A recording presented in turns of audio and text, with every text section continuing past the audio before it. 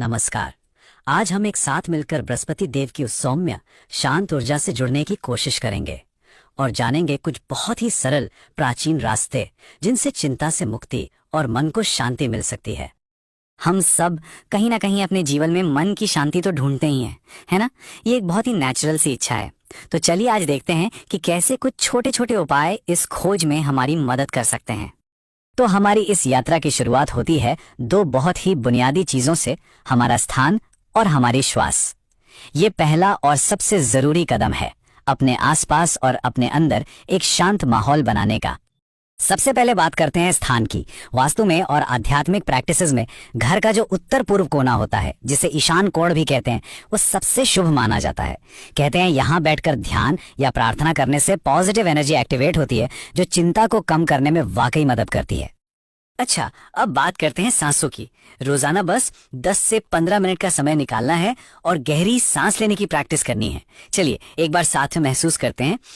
धीरे धीरे सांस अंदर और फिर पूरी तरह से बाहर। जानते हैं ये छोटी सी क्रिया क्या करती है? ये हमारे नर्वस सिस्टम को एकदम रिलैक्स कर देती है और जो स्ट्रेस हार्मोन्स होते हैं ना, उन्हें भी कम करती है। चलिए अब हम उन मुख्य आध्यात्मिक अभ्यासों की ओर बढ़ते हैं जो इन उपायों का दिल हैं। ये रास्ता है श्रद्धा और साधना का। आप किसी भी गुरुवार से देवगुरु बृहस्पति की पूजा शुरू कर सकते हैं। बस उन्हें प्रेम से थोड़ी सी हल्दी और चने की दाल अर्पित करें और फिर एक पवित्र मंत्र का जाप करें। ये एक बहुत ही सरल लेकिन पावरफुल साप्ताहिक साधना है। हाँ, तो जो मंत्र जाप करना है वो कितनी बार? 108 बार, 108। इस संख्या का एक खास महत्व है। ऐसा माना जाता है कि ये हमें उस यूनिवर्सल कॉस्मिक एनर्जी से और भी गहराई से जोड़ती है। और ये है वो विशेष मंत्र, ओम ग्राम ग्रीं ग्रौं सह गुरवे नमः। इस मंत्र का जब पूरी श्रद्धा से जाप किया जाता है तो बृहस्पति देव की कृपा और शांति मिलती है।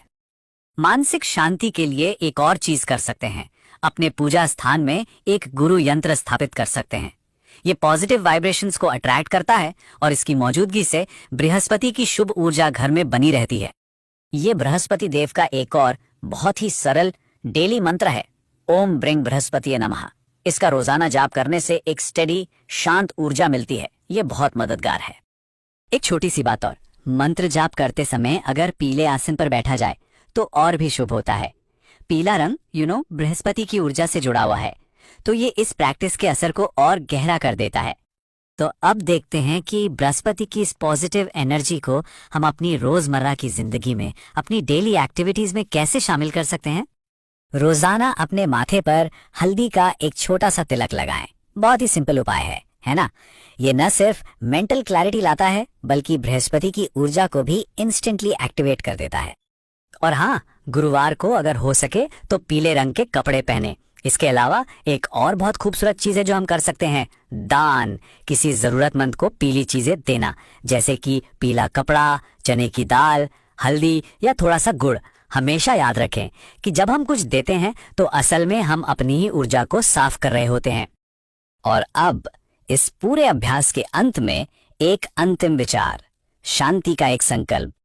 हमेशा याद रखें, शांति कहीं बाहर नहीं है, वो हमारे अंदर ही है।